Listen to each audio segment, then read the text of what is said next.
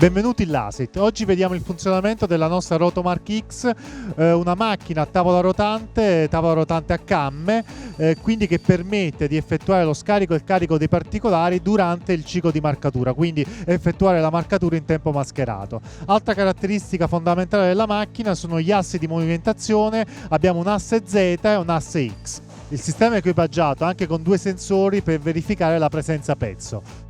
Vediamo a questo punto il funzionamento della macchina.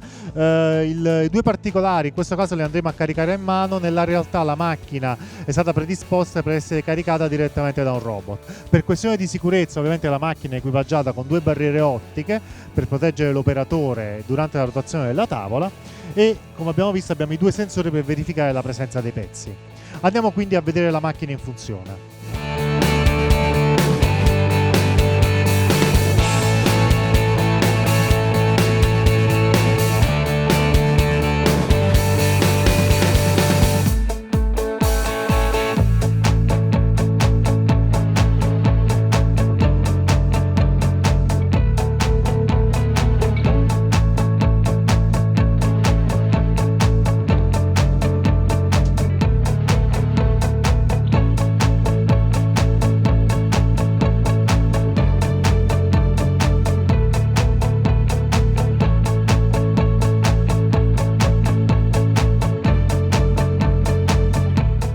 Il vantaggio di avere una macchina a tavola rotante è quello di poter effettuare la marcatura in tempo mascherato, quindi mentre all'interno la macchina sta marcando, all'esterno l'operatore può scaricare i particolari marcati e caricare dei nuovi particolari. Ovviamente poi avere una macchina anche con un asse X motorizzato permette di marcare più particolari sempre nella stessa posizione tavola.